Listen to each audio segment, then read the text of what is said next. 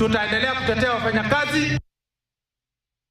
Now, police in Narok have arrested 4 suspected burglary syndicate members and recovered assorted household items believed to have been stolen from residents across the region. Speaking at Narok Central Police Station, Narok Central Sub-County Police Commander Benson Pamba said detectives recovered 17 television sets, 7 gas cylinders, 2 laptops, a hoofer and a motorbike during a raid at one of the suspects' houses in Majengo Estate on the outskirts of Narok Town.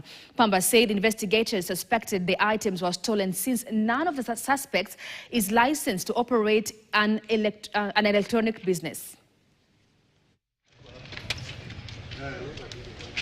Received an information from members of the public that there are goods. There is a house within Majengo which is suspected to be holding illegal goods.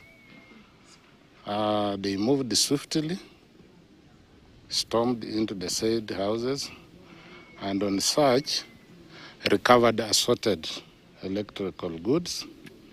As you can see, we have 17 TV. We have 2 laptops. We also have 7 gas cylinder, and we have a motorcycle KGV 921 X-ray.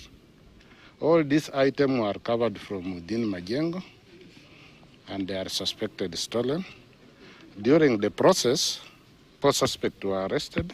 We now call upon the public who might have lost their electronic goods and gas cylinder